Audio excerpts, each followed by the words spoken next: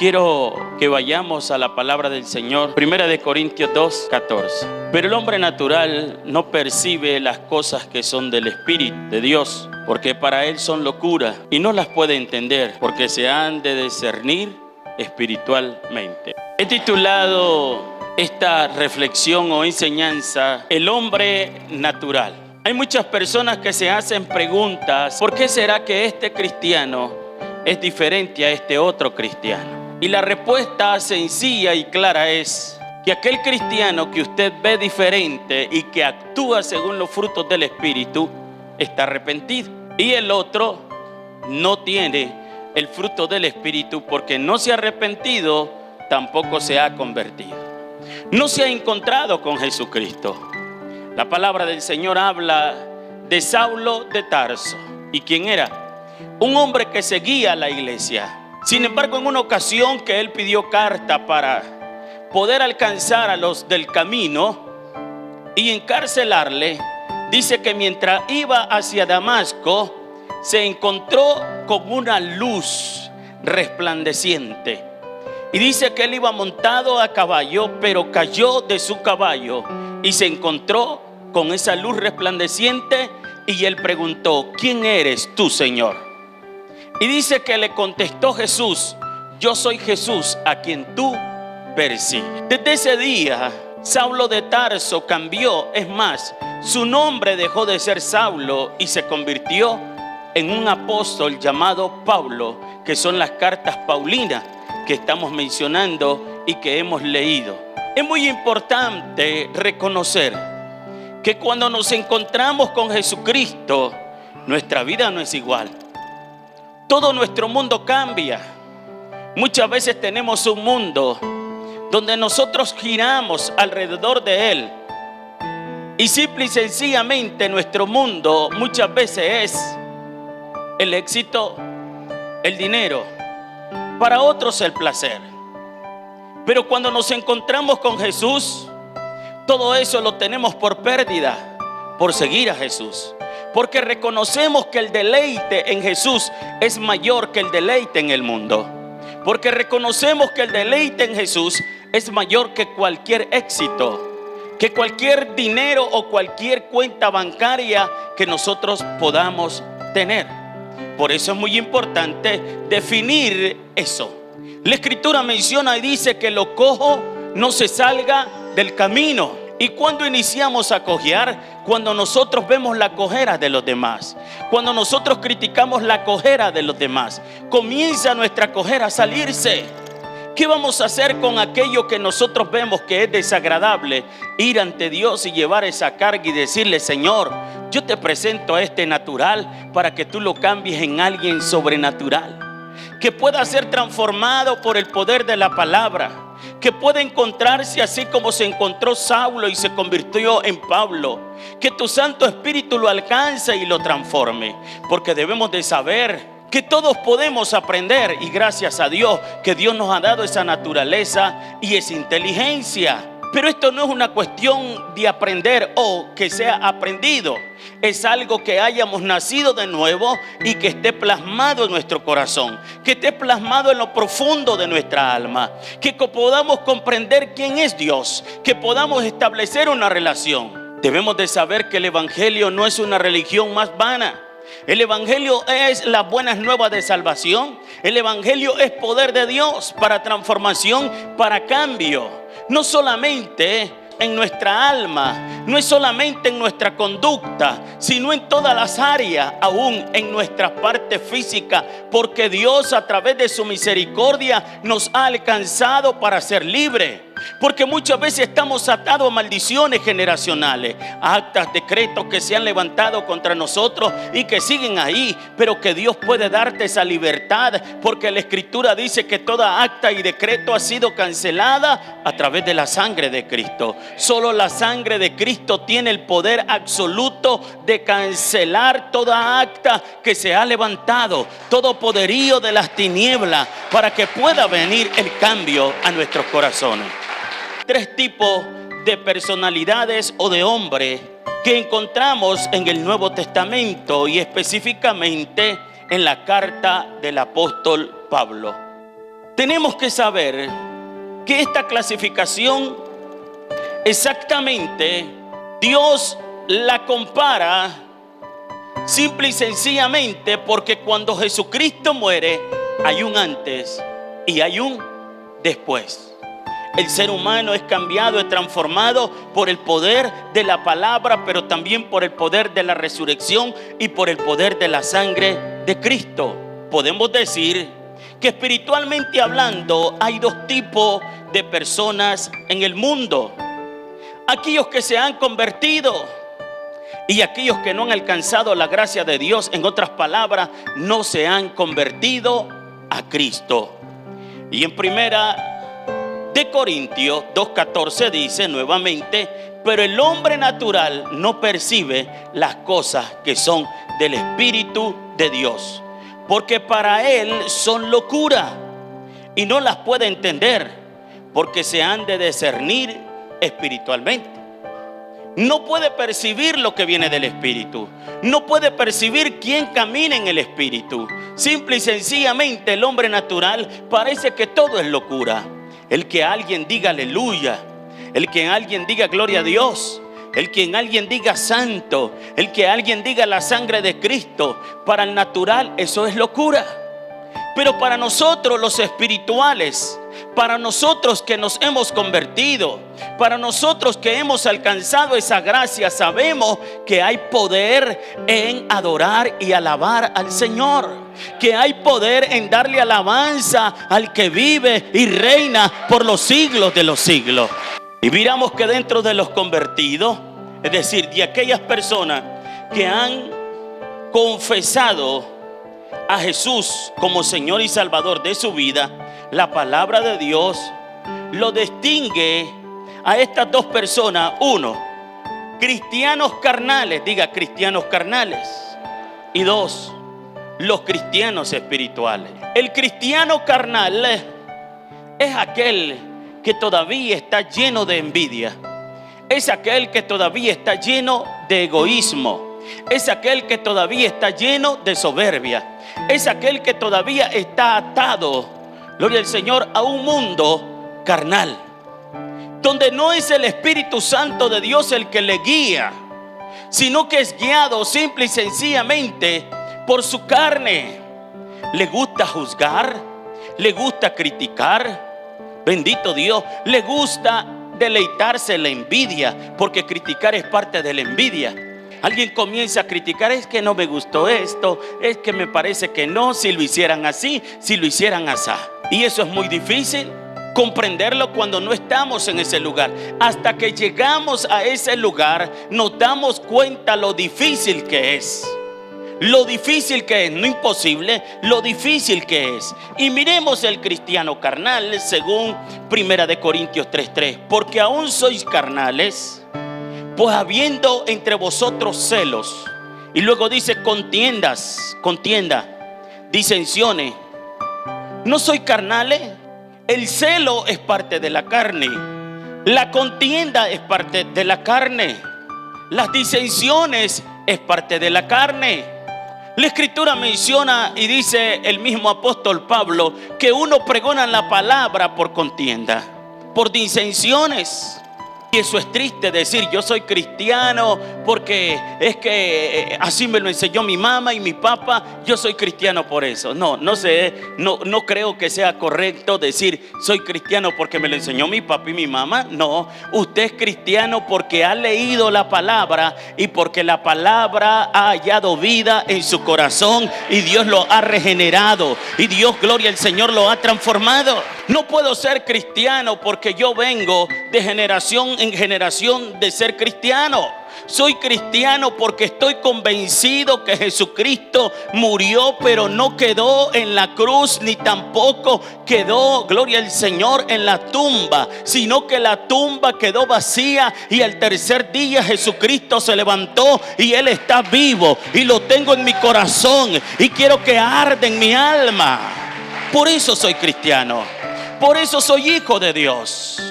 Y cuando sabemos esto, comprendemos esto, entonces es donde nosotros hemos dejado el celo. hemos dejado la contienda, hemos dejado las disensiones. Anda, sajalaya, mi alma alaba la gloria de Dios. Mira esto, muchas veces veo con siervos míos que quizás tienen sus debilidades, pero yo digo, no sé cuáles serán las mías, así que yo voy a cerrar mi boca y voy a pedir por él, para que alguien tenga misericordia y ore por mí. Pero todos tenemos una cojera, lo que quiero decir que todos tenemos un error. No estamos aquí por santos, ¿cuántos lo saben? Estamos aquí por necesitados. ¿Cuántos están necesitados de Dios? Porque sabemos que el único que nos puede ayudar y sacar adelante se llama Jesús de Nazaret, a través de su santa y sagrada palabra del Señor. Hemos cometido errores, todos cometemos errores, todos tenemos debilidades. Y gloria al Señor por la palabra, porque la palabra del Señor dice que en la debilidad del hombre se perfecciona ¿quién? El amor de nuestro Señor y Salvador Jesucristo. Es en mi debilidad cuando yo me quebranto ante Él y me humillo ante Él y le digo, ayúdame, Señor. No es para que nos quedemos en nuestras debilidades, es para que le pidamos a Dios que nos saque de nuestras debilidades, que nos ayude. Y qué bueno es, ¿por qué? ¿Cuántos tenemos debilidades y no la vemos? Y el salmista dijo, una parte muy importante para cada uno de nosotros. ¿Quién podrá reconocer sus propios errores? La debilidad es un error que nosotros la tenemos, y él menciona y dice, líbrame de las que me son como ocultas, y preserva a tu siervo que no se llene de orgullo, de soberbia. Porque tu error más grande, tu debilidad más grande, no es que peques, no es que caigas, no es que te levantes, no. Tu error más grande es que tú no puedas reconocer tu debilidad.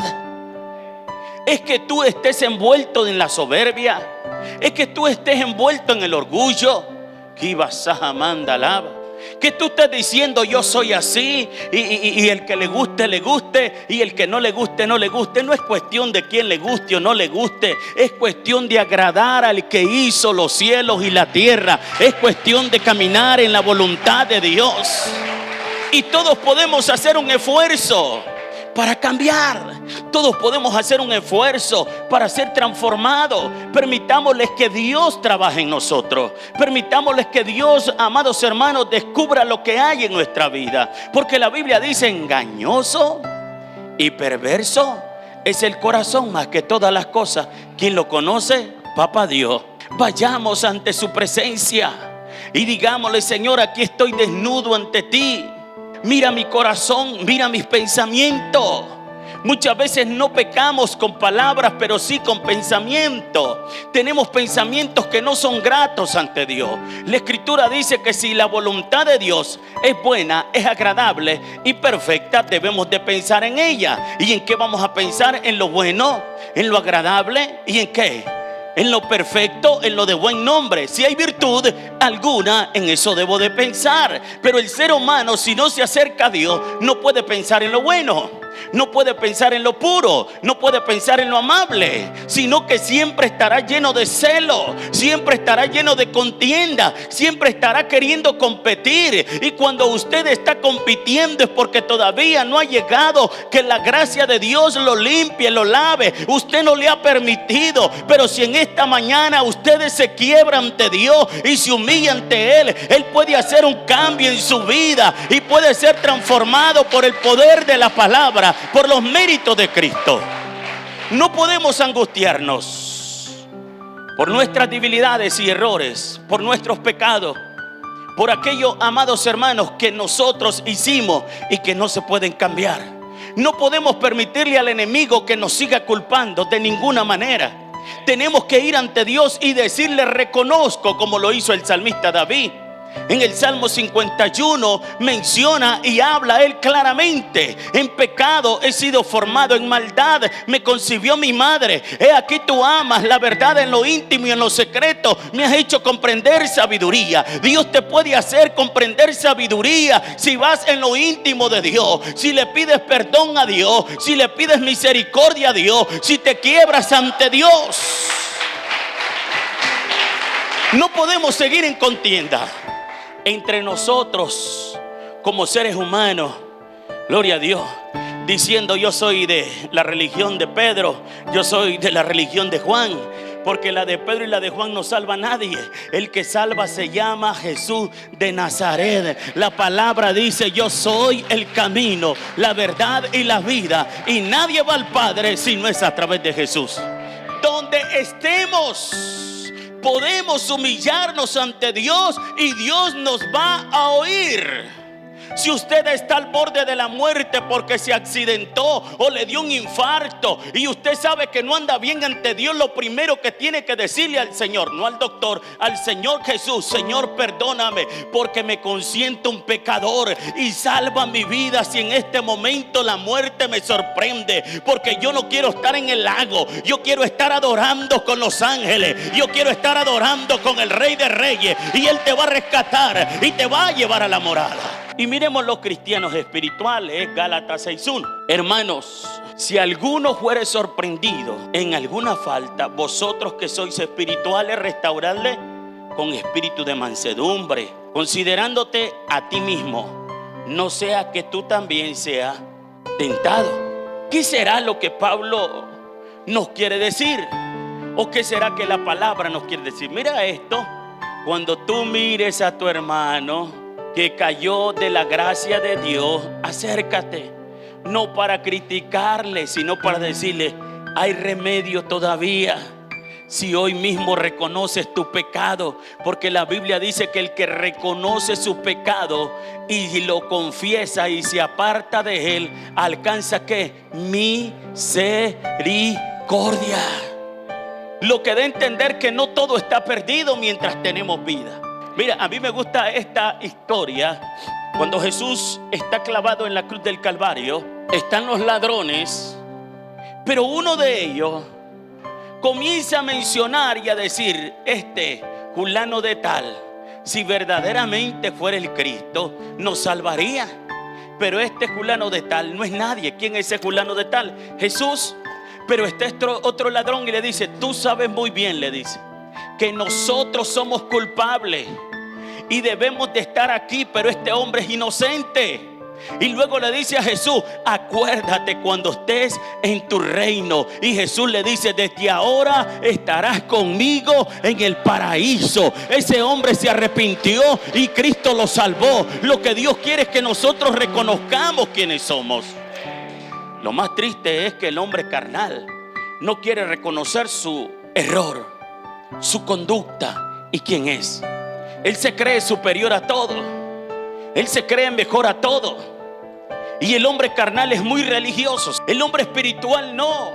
Siempre está pensando que no sabe nada y que necesita aún más, que necesita de la luz de Dios, que necesita de la misericordia de Dios, que necesita del amor de Dios. El hombre carnal está dentro quizás de una religión por alcanzar un objetivo, quizás por estar bien con la señora o con el señor, pero él no quiere nada. ¿Cuántos alaban a Dios? Entonces viene a la iglesia, hasta se pone así tan bonito que se ve, ¿verdad? Que parece que va al cielo. Amén. Pero su corazón está lejos ¿de quién? De Dios. Necesitamos acercarnos a Dios de todo corazón. Y cuando nos acercamos a Dios de todo corazón, podemos tener alabanza en nuestro altar, podemos tener fuego en nuestro altar, podemos tener adoración en nuestro altar, podemos exaltar al que hizo los cielos y la tierra en nuestro altar. Ahora miremos como primer punto lo que menciona el Nuevo Testamento como natural. Hombre natural vive en condenación porque no ha recibido la salvación y la vida eterna por medio de Jesucristo. En Juan 3:18 dice: el que cree no es condenado, pero el que no cree ya ha sido condenado, porque no ha creído en el nombre del unigénito Hijo de Dios. No necesitamos hasta el día que estemos en el trono, sino que desde el momento que no creímos hay condenación en nosotros. Necesitamos decirle al Señor: ayúdanos a creer, a confiar en ti. El salmista David menciona en el Salmo 142 que él quería salir de la prisión que estaba, que él quería salir de esa cárcel que él estaba. Y muchos de nosotros estamos dentro de la iglesia, oramos y ayunamos, pero estamos encarcelados. ¿Pero por qué, pastor, si oramos? Porque tú no conoces la palabra. ¿Cuántos aquí somos nicaragüenses? Levantemos la mano. Y si usted es de otra nacionalidad, usted conoce las leyes de su nación. Pero el que no conoce las leyes de su nación está condenado. ¿Por qué estoy condenado, pastor? Simple y sencillamente porque la desconoce. Quizás usted tiene la oportunidad o la ley le ha dado la oportunidad de ciertas cosas, pero como la ignora, usted no goza de esas cosas. Pero cuando usted conoce la ley o conoce la constitución de su nación, usted goza de eso, dentro y fuera de la nación. Mira esto, el apóstol Pablo en una ocasión lo encarcelan, y cuando lo llevan y lo encarcelan, lo golpean.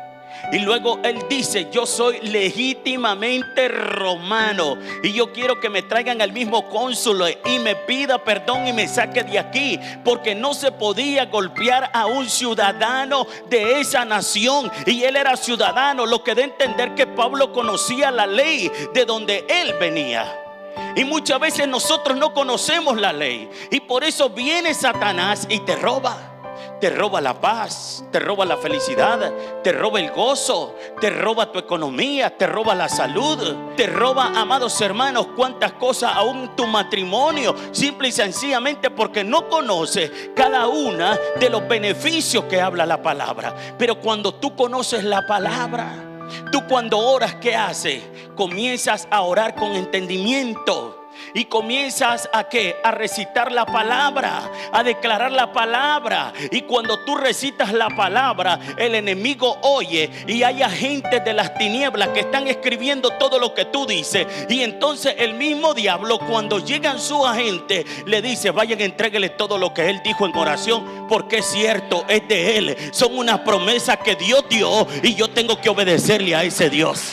Porque aún el ángel de luz, Luzbel, se tiene que regir bajo la autoridad de nuestro Dios, bajo la autoridad y la ley de esta palabra, de la escritura.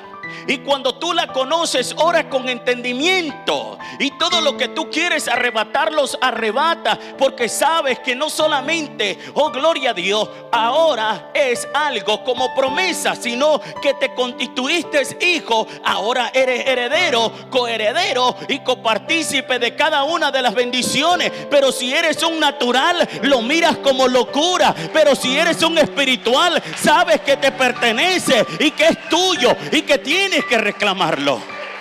Cuando nosotros venimos ante Dios y reconocemos nuestra condición y reconocemos a Dios como nuestro Padre, nos constituimos que hijos. De lo contrario, solo somos creación nada más. Creación, pero no hijos. Entonces, para yo poder tener cada una de las promesas y pasar a que sean herencia, necesito reconocer a mi Padre. Necesito decirle: soy tu hijo. Cuando usted no se considera hijo, aunque usted biológicamente sea o lleve la sangre de su padre y esté enfrente, entonces habrá una ausencia de paternidad. Y cuando hay ausencia de paternidad, es de hecho que no habrá hijo. No habrá hijo porque hay alguien que está ignorando la paternidad. Hay alguien que está ignorando, gloria al Señor, que ese biológicamente lo engendró. Y cuando usted entiende que Dios mandó a su Hijo unigénito para que muriera en la cruz del Calvario y que por su sangre nosotros llevemos el ADN de Cristo, inmediatamente usted es constituido hijo, heredero, coheredero y copartícipe de cada uno de los beneficios de Dios. Es allí donde usted comienza a exaltar. Es allí donde usted comienza a guardarse para Dios y vivir para Dios. En Juan 1:12 dice: mas a todos los que le recibieron, a los que creen en su nombre, le dio potestad. ¿De qué? De ser hecho hijos de ¿quién? De Dios. No es aquellos que andan la Biblia y que proclaman el nombre de Jesús, pero que hay más palabras que hechos dentro de ellos. Como segundo, el hombre natural no puede comprender las cosas espirituales. 1 Corintios 1:18 Porque la palabra de la cruz es locura a los que se pierden, pero a los que se salvan, esto es, a nosotros. La palabra de la cruz es locura para aquellos que se han perdido, pero para aquellos que nos hemos salvado, sabemos que es poder de Dios. No caminamos en nuestra naturaleza, caminamos en lo sobrenatural de Dios. Caminamos en el poder del Espíritu. Y qué triste sería que nosotros creamos en una locura, que es locura, como oyeron del brujo, y no creer en Cristo Jesús, que dio su vida. Y la Biblia dice que Jesucristo exhibió públicamente al mismo diablo con sus demonios, principados, potestades y gobernadores de las tinieblas. Dios nos ha dado autoridad y poder sobre toda potestad, y que el Señor los reprenda. Y sobre el mismo diablo, que el Señor le reprenda. Nos ha dado autoridad y estamos aquí con esa autoridad de Dios. Es por eso que podemos comprender la burla de muchas personas sobre nuestro estilo de vida cristiana, ya que no pueden comprender. Para ellos la predicación, la alabanza, el congregarnos en una iglesia, para ellos es locura.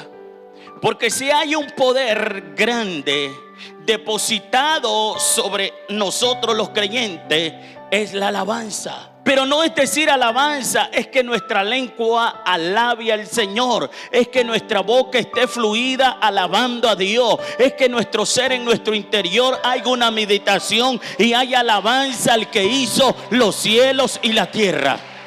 Hay muchos que están dentro de la iglesia, pero como son naturales, han caído en la duda. Necesitas salir de esa cárcel. ¿Y cómo vas a salir? Es con la autoridad que Dios te ha dado según la palabra. Porque cuando tú lees la palabra, la escritura menciona y dice que Dios nos ha entregado una llave para atar y desatar en el cielo como también en la tierra. Tú tienes la autoridad para abrir y para cerrar. Tú tienes esa llave para declarar victoria. El ser humano, únicamente para que pueda tener gozo y alegría, es que se vuelva un hombre espiritual, que deje la carnalidad, que deje la vanidad de la mente y que se vuelva en el espíritu, como dice la escritura. El incrédulo jamás va a pensar como usted piensa, como piensa un espiritual. Pero un espiritual, cuando trata de agradar a Dios y tiene el corazón de Dios, mirará las cosas diferentes. Segunda de Corintios 6:14. No unáis el yugo desigual con los incrédulos, porque qué compañerismo tiene la justicia con la injusticia, y qué comunión la luz con las tinieblas. No hay ni una sola. Como tercero, el hombre natural vive dominado por la voluntad de la carne y por las corrientes de este mundo, influenciados ¿por quién? Por Satanás. Efesios 2. El hombre natural, según la escritura, vive dominado por su propia naturaleza pecaminosa. El hombre natural es fácilmente influenciado y dominado por todas las corrientes del mundo, porque no hay temor de Dios en él. Todo tipo de corriente. Si hoy la moda fuera de ser homosexual, el natural dice: yo soy homosexual. Si hoy la corriente es ser lesbiana, yo también quiero ser lesbiana. Porque bajo esa corriente se domina, no bajo la corriente espiritual, no bajo el principio que dice la palabra. La palabra del Señor dice que Él creó ¿qué? Hombre, pero también mujer. No dice un medio varón y una media varona, una media mujer, un medio hombre. Dice que fue hombre y mujer. Es una corriente espiritual. La corriente carnal te lleva por otro lado. Y miremos lo que dice Salmo 36:1. No hay temor de Dios delante de sus ojos. Las acciones del hombre natural reflejan en sus acciones lo que hay en su corazón, en el cual es gobernado completamente por el pecado. Miremos lo que dice Tito 3:3. Aborrecible y aborreciéndonos unos a otros. Y que dice envidia, malicia, viviendo en diversos deleites de este mundo. Pero qué bueno que cuando Cristo nos encontró, nuestra vida cambió. Pasamos de ese hombre natural a ese hombre espiritual. Y quiero terminar con este último punto. El hombre natural puede ser una persona religiosa y tener apariencia de piedad. Mira esto. Hay muchos que son naturales y están dentro de una iglesia, no importa cómo se llame la iglesia, para tener una apariencia de piedad. Y por eso nosotros no podemos irnos con la apariencia que alguien tiene, con la forma de cómo se viste o habla. No. Porque usted no sabe qué hay detrás de eso que él está hablando. ¿Qué hay detrás de cómo se viste? Usted no lo sabe. De esa Biblia que carga, no sabe usted qué hay. Solo es una apariencia de piedad. Jesús le menciona a sus discípulos y le dice, cuando le dice: Señor, ¿y entonces cómo vamos a conocer quién viene de ti? Jesús le menciona y le dice: por los frutos. Si alguien tiene fruto, entonces es alguien espiritual. No es alguien que habla en lengua, no es alguien que se tambalea y cae. No, es alguien que tiene fruto. Es porque está lleno, porque el fruto del Espíritu es amor, gozo, paz, paciencia, benignidad, bondad, fe, mansedumbre, templanza. Contra tales cosas no existe ley que pueda o argumento destruir la bondad de un creyente espiritual de Dios. No existe.